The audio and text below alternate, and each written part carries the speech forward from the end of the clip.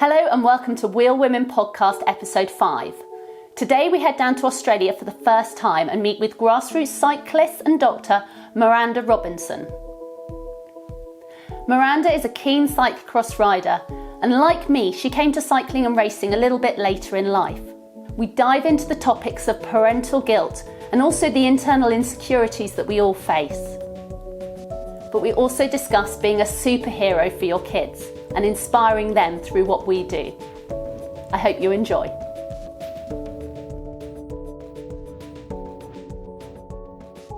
Oh, okay. So my name's Miranda. I'm a 49-year-old single mother, and I got into cycling about 4 years ago, as in completely started cycling as of never having cycled before, apart from, as a child.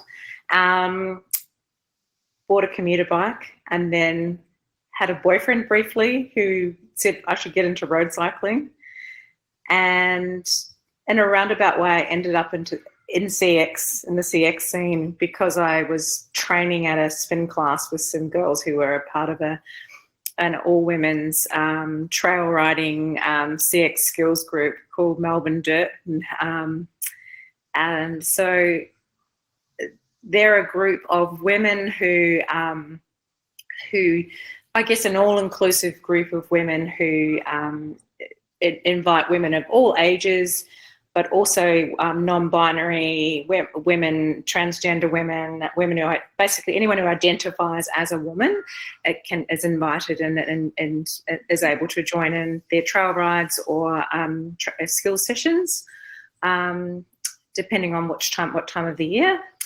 And I did my first CX season 2 years ago, and I'm pretty much back of D grade.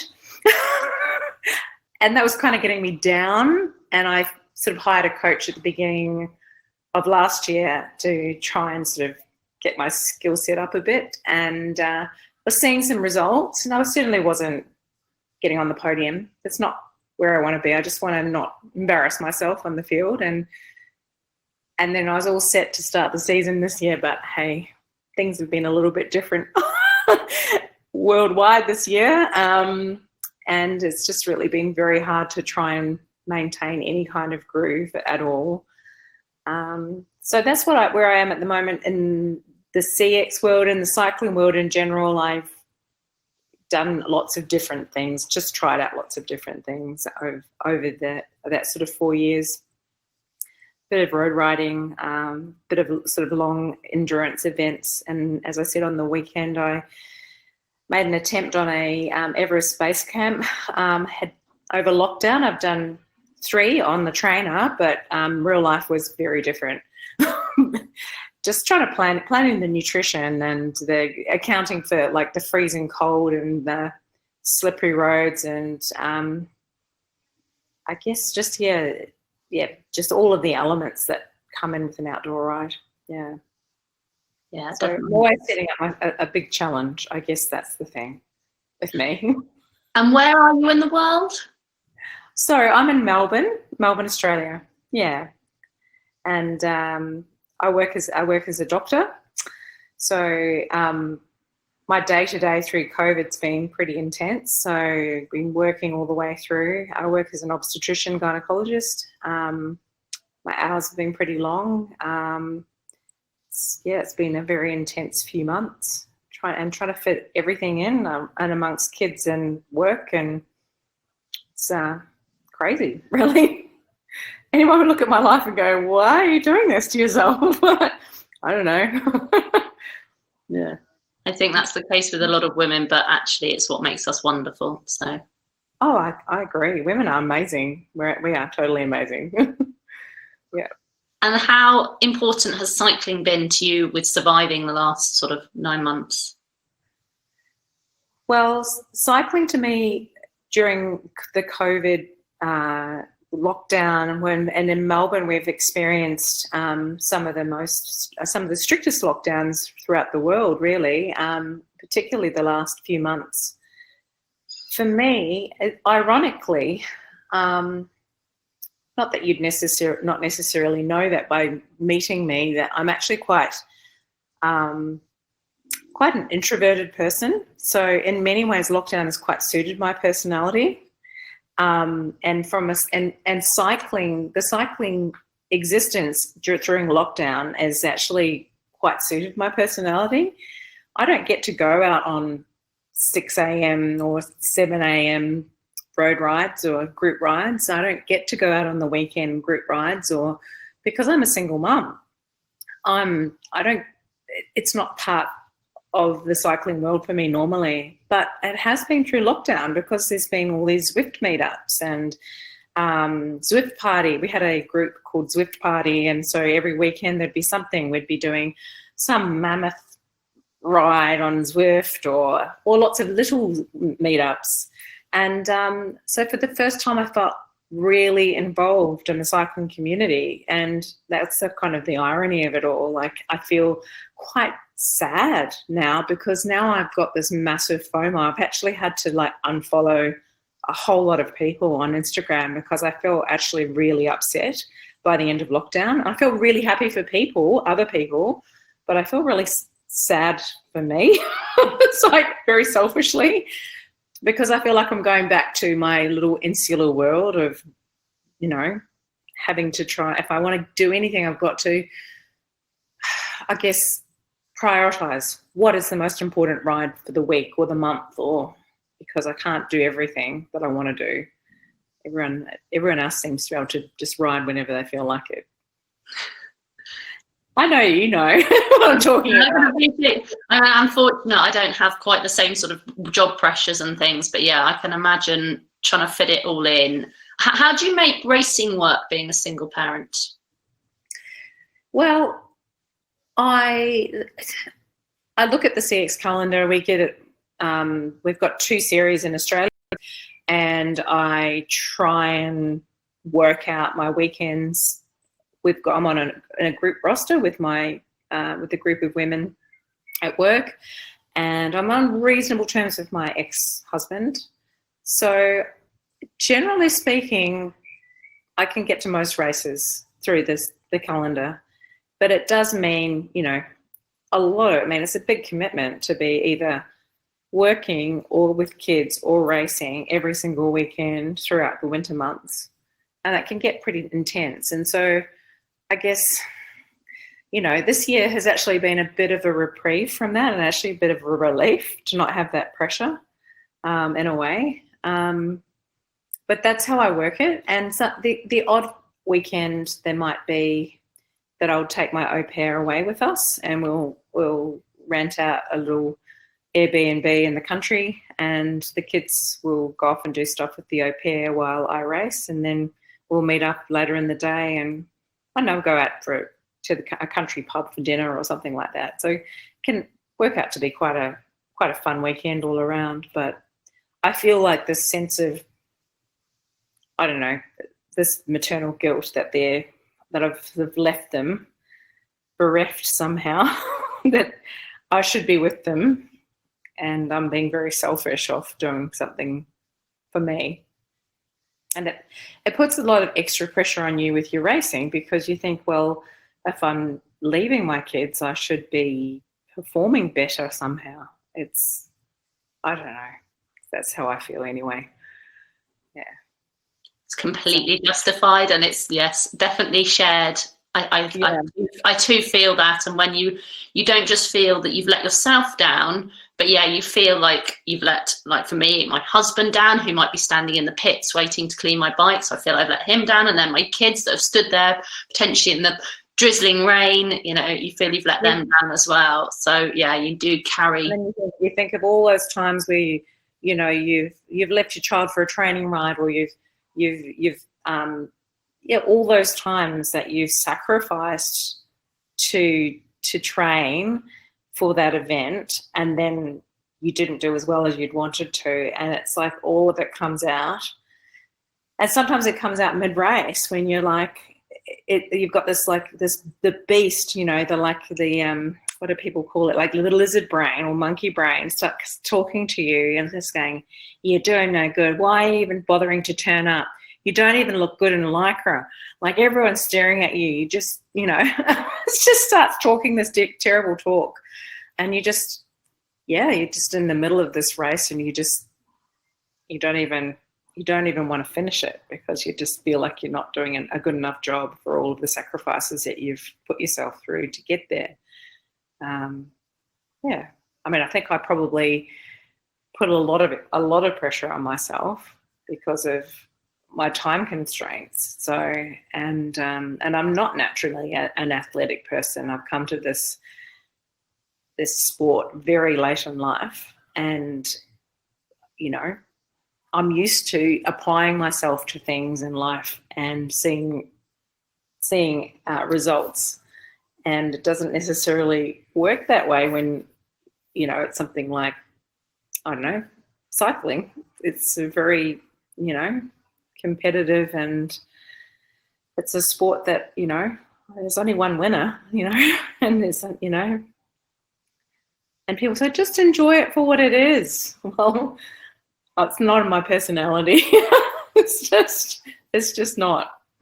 Yeah. I can appreciate that. So why do you do it on the positive side? What do you get out of it positively that makes you put on those shoes and do it? I think it's the satisfaction at the end of the day that I am doing something that I can come back to my working week and say, that's what I did on the weekend. I did something like this crazy sport where you race around in muddy, grassy circles and jump over, obstacles. And people say, what is cyclocross? What is it? Like, I said, well, just imagine like it's like a Spartan race or an obstacle course with bikes and muddy puddles and sand pits. And, at that moment in time, you're in a world of pain. You've just literally spent an hour at your maximum heart rate, But at the end of it, you're all like, you all got the cross cough, and you're all sharing that beer or that, whatever at the end of the day. And it's the community of people that you meet. And it's in cycling, it can be very elitist, but cyclocross, it doesn't feel elitist. There are people who are, clearly, but generally people, it doesn't have the same feeling of other aspects of cycling that, like road cycling, for example, can feel like. That's why I do it, because it's something that's pushing my boundaries. It's pushing me to do things and daring me to do things that I don't do or don't get to do, and I wouldn't have done in my normal day-to-day life otherwise. And have you got one kid or two? Two. Yeah. 2 kids. And what do they think of you racing? Well, they think I'm the best bike rider in the world. Love kids. I know. It's like there's some ad for what children think of their parents, in terms of, like almost like superhero status, like, oh, Mum, you're so strong, you're so fit, and you're like the best bike rider. And when I come back from a weekend away where maybe they'd been at their dad's, oh, did you win the race? I'm like, no. Did you come second? I'm like, no. But did you have fun? I said, yes. Yeah, it's one. Yeah, children are wonderful that way. So yeah, and they're very. I know, especially my daughter really looks up to me from that point of view. So, and I think that, she's definitely my number one fan, and that's pretty special to inspire my own child to want to do things that I guess that are a little bit scary at times and challenging. Yeah, putting yourself out there, making yourself vulnerable. Yeah. Yeah, no, it's a crazy world. But yeah, I think my kids are similar with me. And I was on Zwift the other day and I won my first Zwift race, which was amazing. Like, I've never done that before. Oh, wow. And it was really hilly, and I'm quite good with hills. And my son was like, I knew you were good, Mummy, but I didn't know you were this good. You might actually win this. And the surprise in their voice, the pride was just, it is wonderful. I've got a boy and a girl as well, and I think you're right. Inspiring those girls, particularly, Yeah. I take such joy out of it. I mean, I love that I inspire my boy as well, but he wants to be a pro. He's off on his own little path already. But motivating my younger daughter, who's always in his shadow because he's the stronger cyclist, and just, giving her something to aspire to, that it's not just the boys that do sport. It's not just the boys that go out, or the dads, because obviously it is a very dad-heavy, sport is generally dads go off and not the mums so much. And I don't know, how are you seeing a shift in Australia, taking it to Australia? Have you seen a shift? Is it, I presume it's more men than women over there still? In cycling, or just in general? So, I mean, the shift towards more women involved in cycling, I think there's definitely a movement, a grassroots movement, but at the, I guess at the upper echelons within organisations, it's still frustratingly, same old. Like, people talking the talk, but not walking the walk, and it's very frustrating. And I'm not going to mention any particular organisations because, there are people in there who I really like, and I really, want to continue the conversation. But yes, it's very frustrating. They say, we want to get more, we want to put more stuff out about women. We want to talk about women. We want to talk about women's sports. But yet, when the women's events, international women's events are on, there's very little coverage. But then they cover, they have lots of stuff on about the Tour de France. Some of the tightest finishes are in the women's races, and we're not seeing that coverage to the same extent. But even within Australian cycling, it's not even within the men necessarily. It's within women, I think. I've had some frustrating conversations amongst women of different generations, or women who don't have children, not understanding women who do have children, and that we should just, suck it up. Sort of basically the attitude, you've decided to have children, so well, I was having a conversation around the idea of, for example, like our college, the College of Obstetrics and Gynecology, have started providing creche facilities at major conferences. And I was making the suggestion, I said, look, it's increasingly difficult for women, and not only single women, all families, to get to races, because it's the assumption that the women will provide the care for the children at the races. And, if you've got both partners racing, you've got to do you've got to do your practice rounds, then you've got to get on your trainer and keep yourself warmed up before a race, and then you've got to race. It's a big commitment, and you're both racing.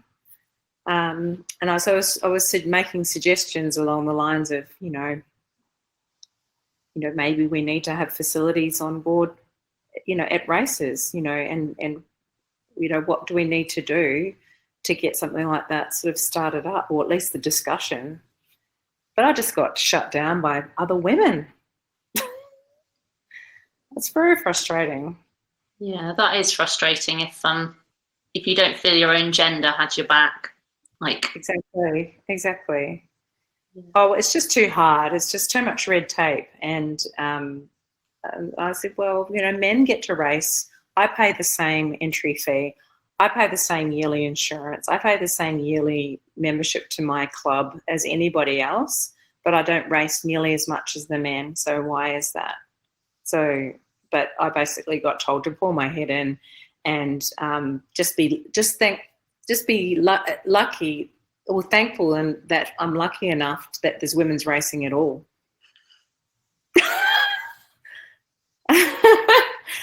From another woman, she said that. It just makes the soul die a little bit, doesn't it? Like, it does. I'm like, whoa. Yeah. Anyway, so that was the attitude, and I was like, yeah. So I found there are certain forums where I just don't speak out, but there are some women out there who I feel we're all on the same page, and even if they're not, they don't have children, nor are they ever going to have children. They have those core values of, you know, wanting to raise up all women to have the same freedoms as men, to be involved and have the same voice. Yeah. I think it's so important. And I think we have to keep chipping away. It's very easy to go, you know what, in 90% of my life, it's fine. I'm just going to leave this 10% alone, but actually keep chipping, because my daughter will come through and hopefully want to do this. And she might stop cycling. She might then come back to it. She might do another sport, whatever. But I think we have a responsibility to just keep making it that bit better for the next generation. And the sexism is still there. You know, anybody that says we live in an equal world is just kidding themselves. We certainly have a lot more equality than we did have 100 years ago, but that doesn't mean we should stop and go, oh, okay, you know, we're sort of there, we're 90% there, let's stop. It's crazy. Like, you know, as humans, we're not programmed to go, I'm just gonna settle with this. Yeah. Exactly. A man wouldn't settle, so why are we expected to settle? So I think, thank you for keeping the argument going, because it's so, you know, I don't know where my kid might end up in Melbourne, Australia in 10 years time. And, you know, exactly. We live in such an international world that our actions all around the world, you just never know how they're going to impact you in the future. Well, I think we're very lucky that my cycling club is very, it's got some very good men on our side as well, which, you know, there's some women who say, well, we don't need men to speak up for us. And I'm like, no, you do need men to speak up for you, because sometimes their voices are heard more than ours, but they need to be on our side. You know, it's just the way it is, and it's the way the world is right now.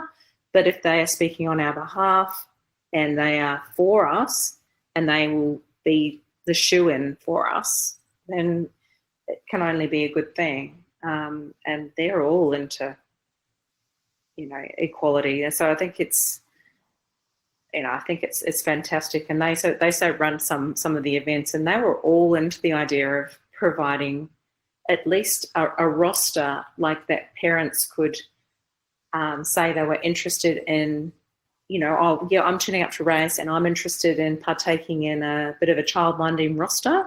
So, like, that's all we needed, was just to know who was around, and we could all just, like, have a place together and all just kind of, I don't know, no, it's just a little bit of an ad hoc kind of childminding service. It didn't have to be official or government accredited or anything like that, you know. It's just, you know, and I think that's just where we needed the conversation to start. Yeah. I think sometimes just raising, I'm struggling with this too, and then somebody else goes, well, I'm struggling too, and I'm struggling. Like, suddenly you don't feel alone, because you realise that other people are struggling too. And you know, you start, this documentary has been great, because obviously I've spoken to so many people within my own league and around the world, and it's like, wow, we're all facing the same issues, and it just makes you feel more buoyant that you're not alone. I mean, obviously you don't wish your issues on other people, but to know that everybody's feeling the same sort of issues and concerns is kind of comforting in itself. And I mean, it's just even to how they program the day. For example, they will make sure that the women's events are programmed at a time of the day when people are around to watch them. So, but they was, a lot of the clubs are very open to making sure that, you know, we don't have elite men following right after, you know, the slowest female great. Because a terrible thing happened to me last year where I was, like, told to get off the course because the men wanted to start. Makes you feel special, doesn't it? Yeah, I felt really so embarrassed. I was so mortified. And the commissaire came up to me. He said, they're telling me to get you off the field. And he said, but I want you to finish. And I said, I know you do, but now that you've told me that, I can't. And he says, but they keep telling me through my radio, and I'm throwing my radio in the river. This is one of the guys from my club. He said, I was so sick of the sound of their voice telling me to tell you to get off the course. He threw his CB radio in the river. That's just though, isn't it? Like, I know. He said, I was so angry. He said, you've paid your entry fee. You get to finish your race. You're not holding anybody up. There'll only be 5 more minutes before you finish. I said, oh no, I can't now. I feel so embarrassed. It's disgraceful, isn't it? No. Oh well, keep smiling. Keep turning up for race. I know. Yeah. Oh, it makes you sad though, isn't it? Like the lack of humanity sometimes between people, and just, you know, thinking about the effort that it's taken to get there, and the satisfaction of finishing. Because I started a few years before you in cyclocross, but I was back at the field, and we used to race with the men as well. We used to have the ladies in with us, and some of our leagues still do. And they started them like 2 minutes ahead of us to get them out the way of us. But then they'd always lap us, or at least me, not necessarily our top women, but a chunk of the field used to get lapped by these men, and it was so demoralizing. And you sort of knew why they were lapping you, in that they'd started ahead of you and they were stronger than you, but they're, I'm sure it was about 50s, so 50 years and over. And it just was like, really? And it's scary as well when a man comes past. You don't know if they're in your race. Is it a woman? No, it's a man. Right? It takes your eye off your race, and it's scary when this big 6 foot whatever chap comes hurtling past, and so fast, and they don't care. They don't care if they knock you down. No, they're in their race. They're on their line, and you're in the way. And we got our own race 2 or 3 years ago. And it was just a game changer for my love of the sport. It just absolutely changed how I thought about it. So I was so relieved. But it was a difficult. I'm not backwards and coming forwards, because some of the A graders, the A grade men, come out and do practice loops, when we're out there on the course, and and they'll come through. A big posse of them will come through when we're all just kind of like, oh, what do you think? What line would you take here? And, and then they'll just come through, and they'll just scare the hell out of you, and, nearly knock you off your bike. And then I just, some of them I just yell out and say, would you just mind where you're going? Not everyone's an A grader, I'm just like the old mum looking out for the young girls, but it's really scary. And they just think, I think it's like men going down the street in their, zipped up cars. It's the equipment. It's the cycling equivalent.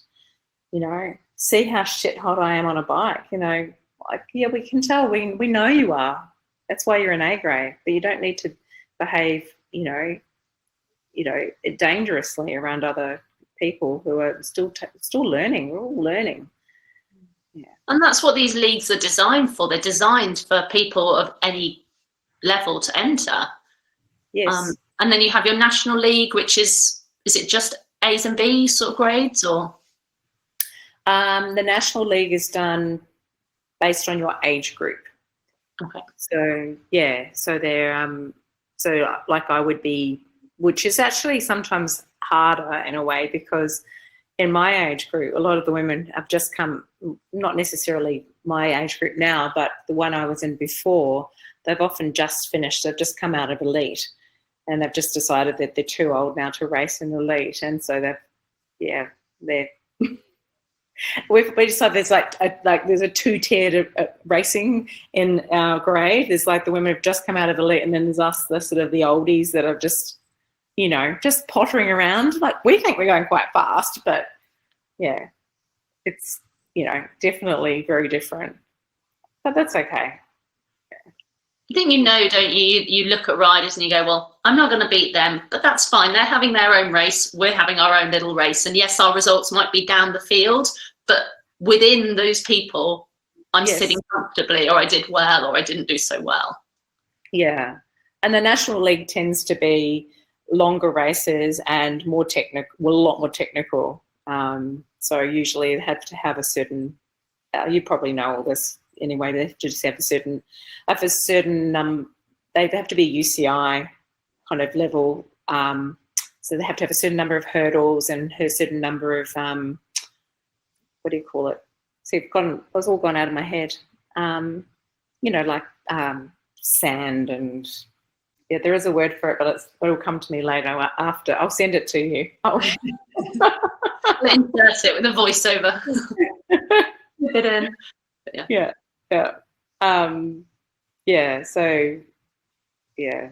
So do you fly across Australia for national races? Generally, no. I haven't done so far.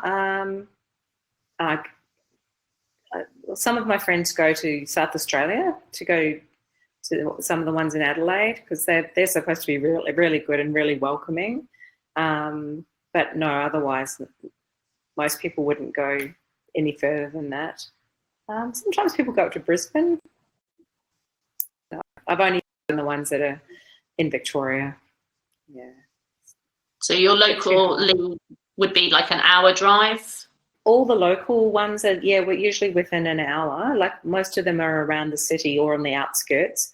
But the furthest ones are right up in Bright, which is about 4.5 hours drive. Yeah, so if you go up to at the San Miranda winery, which is up near Bright as well, and that's about 4 hours drive. So we usually have a state race on the Saturday and the nationals on the Sunday, and that's a full weekend, and that's about 4 hours drive away. So some of the events are quite a long drive. Yeah, commitment, isn't it? And how many in your league? How many races will you race in a season, roughly?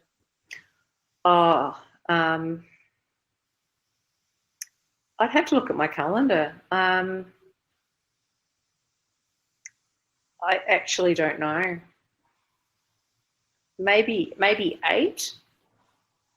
Maybe 8 in a state series. Maybe more. Yeah.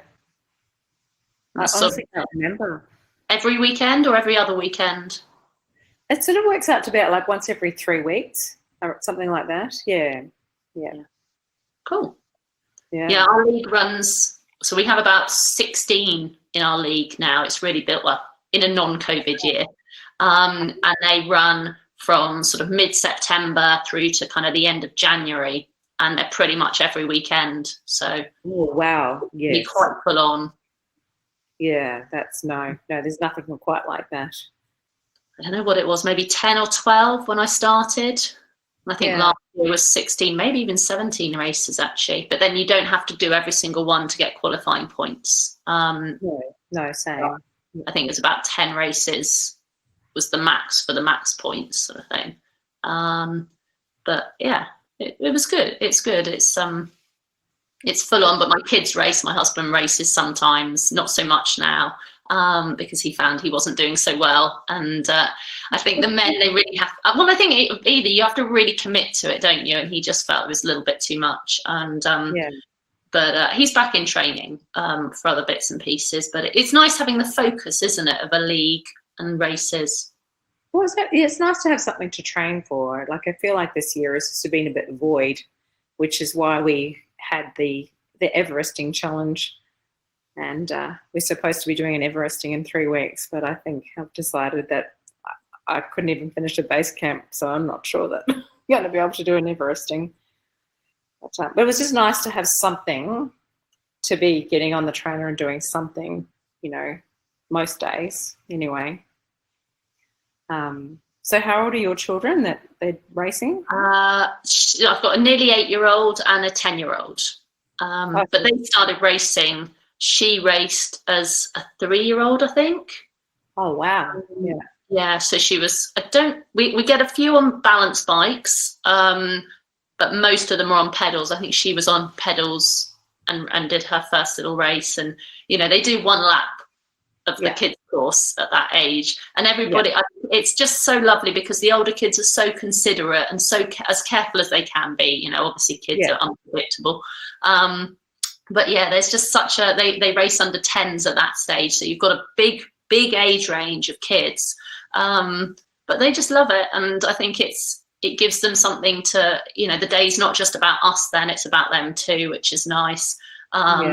Even if they have to then sit around for huge amounts of time after their race because they put the kids first thing, but it's good for them, and I say it's motivated my son to want to be a pro, and he's doing really well and loving it, and it's so much safer, I think, than being on the road for them. Yes, definitely much safer. Yeah, my daughter did her first CX race last year and fell off and then threw a massive wobbly, and I said, well, you're perfect for the cycling world. No. Love it. Yeah. So, yeah, she's a bit like me. Doesn't like it when things not perfect. Yeah, there's so much that you can't control. I did it in the last race that I did before us. We're in second lockdown now, but I made a bad tyre choice 5 minutes before the start. I got my husband to change my wheels quickly, and then the course dried out, and I'd made completely the wrong choice. And you're slipping all over the place, and it was a nightmare. And then I was frustrated at myself for making that decision, frustrated at the changing conditions, and there's just so much that comes into it. Frustrated, that I didn't end, knowing that we were going back into lockdown, and not anticipating we were going back into lockdown, and not ending on a high was really frustrating. But we've got to run with it. How old are your kids?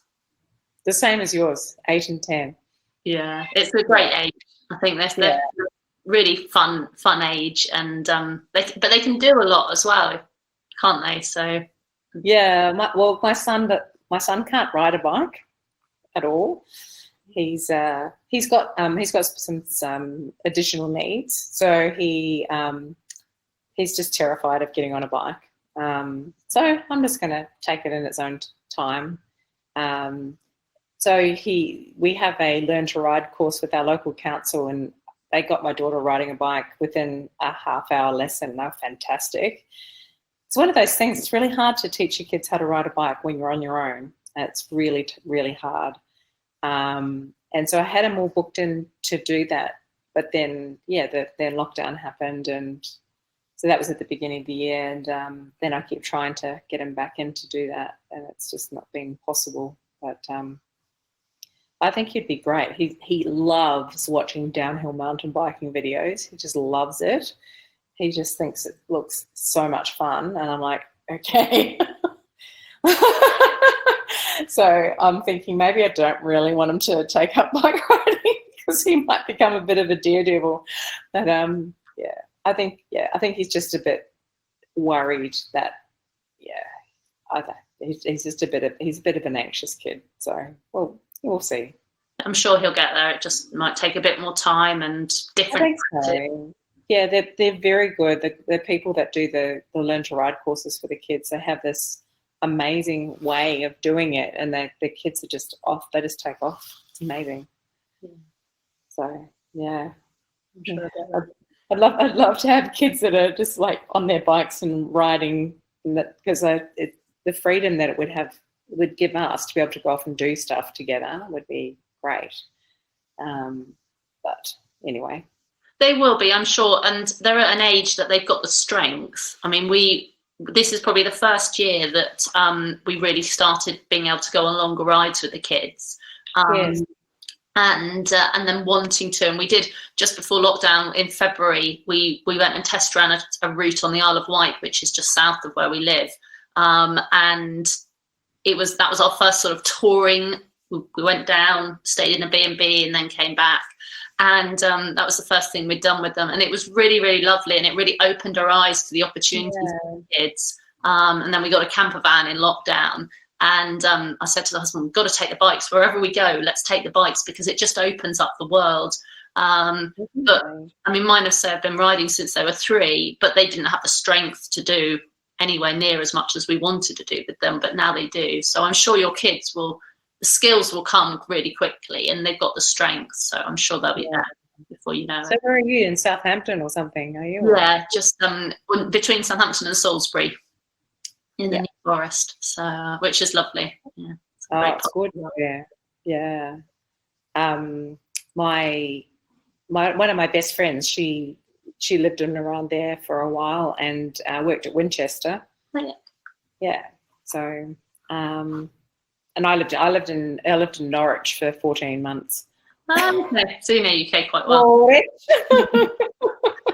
I've not been up there, but yeah, no, I need to, because it's really lovely flats and the Broads, isn't it, up that way? Yeah, gorgeous. It's absolutely stunning.